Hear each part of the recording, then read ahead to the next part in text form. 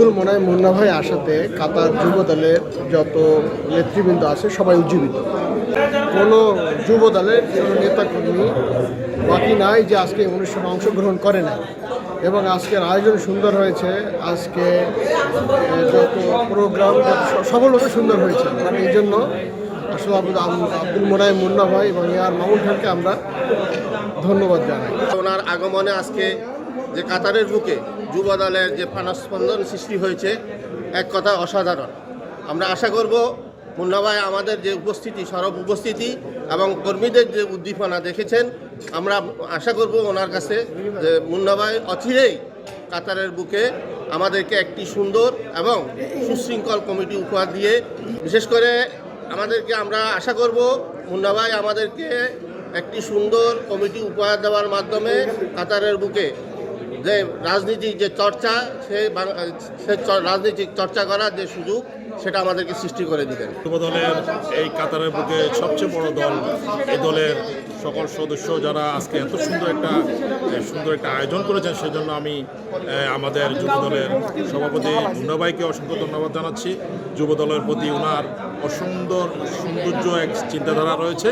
আমাদের যুব দলের কাতার যুব দলের পক্ষ থেকে এবং আমার কাতার বিএনপির পক্ষ থেকে আমাদের এই মুন্না ভাইয়ের জন্য কাতার সংক্ষিপ্ত সফরে ওনাকে আমাদের পক্ষ থেকে ধন্যবাদ জানাচ্ছি।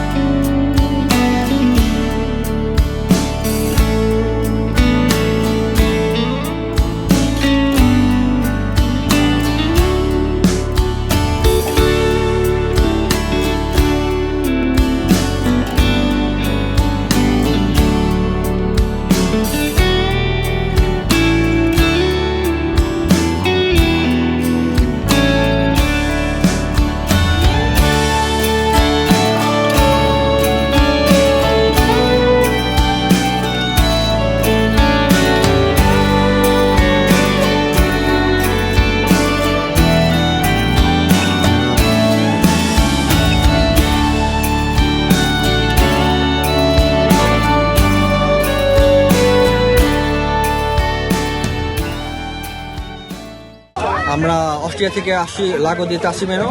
নরমালি এত মানুষের সঙ্গে আসা হয় না, তো এসে অনেক ভালো লাগতেছে। খুব একটা আনন্দ করলাম সবাই একসাথে, খুব ভালো লাগছে ইনশাল্লাহ। এই আয়োজন করছে তাদেরকে আমি আন্তরিক শুভেচ্ছা জানাচ্ছি। বিশেষ করে আপনার মামুন ভাই, মোয়াজ ভাই এবং মিলন ভাই, সবাইকে আন্তরিক ধন্যবাদ জানাচ্ছি। আমরা পরিবার পরিজন নিয়ে সবাই আসছি, এত ব্যস্ততার মাঝে আসছি। আলহামদুলিল্লাহ আমাদের খুব ভালো লাগতেছে, পরিচালনাও ভালো হয়েছে। সবাইকে অভিনন্দন আমাদের আনন্দ ভ্রমণের পক্ষ থেকে। আজকে আমরা আসছি লাগোদি তাসিনা, তো সবাই আনন্দ ভ্রমণে আসছি, সকলে মজা করলাম, আনন্দ করলাম। আমরা এই অস্ট্রিয়া আসলে ভেবেছিলাম লোকগুলা এক জায়গা করে পরিবার পরিজন নিয়ে এই গরমের ভিতরে এইভাবে যে এক জায়গা হতে পারছি, এক জায়গা করতে পারছি, এটাই আমাদের কাছে অনেক বড় পাওয়া। এর থেকে বেশি কিছু না। আমরা একজনের সাথে দেখা না হয় না, আমরা এক জায়গায় এরকম যদি কোনো একটা কিছু করতে পারি, পরিবার পরিজন নিয়ে একজন আরেকজনের সাথে একটা পরিচিতি হইলো, এটা সুসম্পর্ক হইলো। প্রবাসীদের বিদেশের বাড়িতে এর থেকে বেশি কিছু আর কি করা যেতে পারে।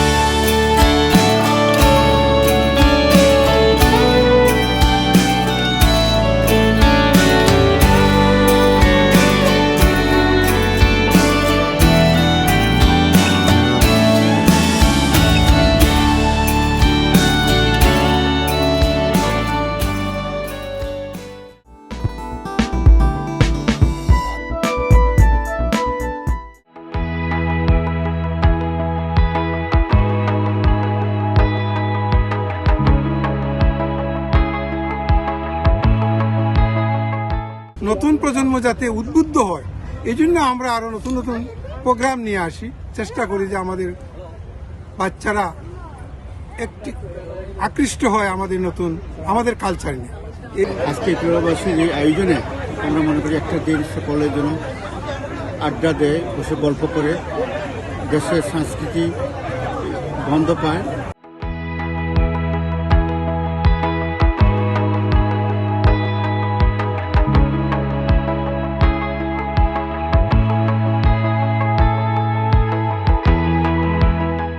বাংলাদেশি পাশাপাশি যারা যে কোনো সমস্যা পড়লে আমরা যাতে সহযোগিতা করতে পারি, একে অন্যের সাথে আমাদের যাতে সুসম্পর্ক থাকে, সেই উদ্দেশ্যে আজকের এই বন্ধুদের আমরা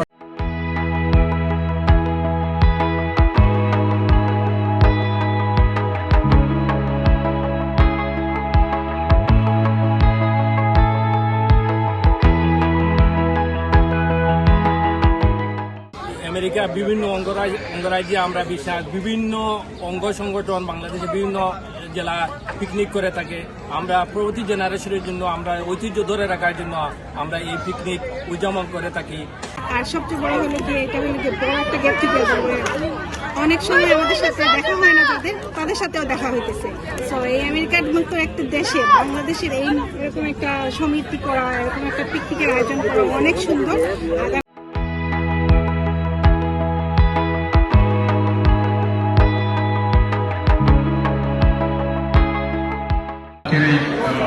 পিকনিকে যারা এসেছেন সবাইকে ধন্যবাদ জানাচ্ছি এবং আমি আপনাদের মধ্যে শরীর করতে নিজেকে খুব আনন্দ লাগছে যে আজকে আপনাদের মধ্যে শরীর করতে পেরেছি।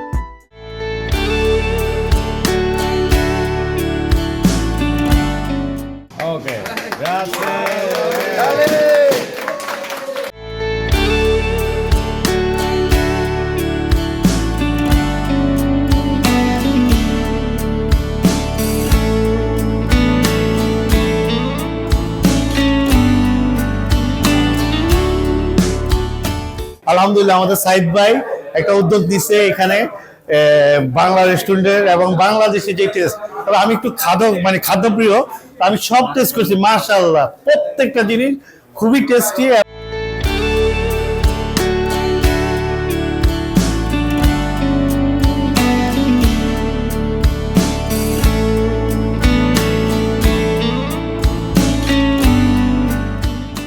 আমাদের আসলে দীর্ঘদিনের প্রত্যাশা ছিল রিমিনিতে একটা ইন্ডিয়ান ভালো ফাস্ট রেস্টুরেন্ট করার জন্য, তো সেই প্রত্যাশা আজকে আসলে আমাদের পূরণ হয়েছে। তো এই জন্য রিমিনিতে যারা এবং ইউরোপ থেকে যারা রিমিনি একটা টুরিস্ট এলাকা, তো সেই জায়গা থেকে যেহেতু এখানে আসে সবাই একটা বাঙালি ফুডের জন্য যে একটা স্থান খুঁজে, সেই স্থানটা আজকে আমরা এখানে তৈরি করছি। এই জন্য আমরা সবাইকে বাংলাদেশি ইউরোপে বসবাসকারী এবং ইতালিতে বসবাসকারী সকল বাংলাদেশি ভাই বোনেদেরকে আমন্ত্রণ রইল।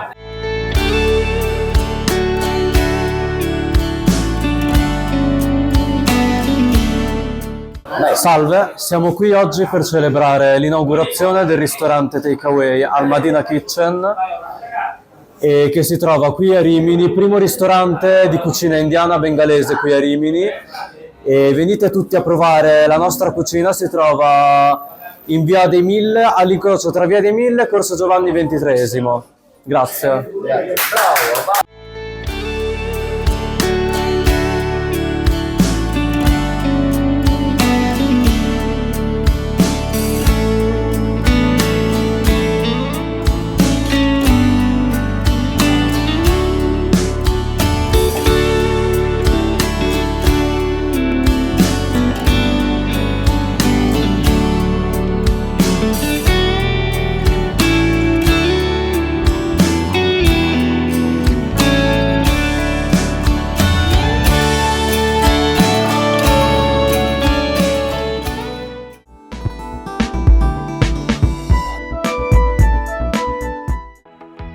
গজল সন্ধ্যায় সঙ্গীত পরিবেশন করেন রুমানা হক।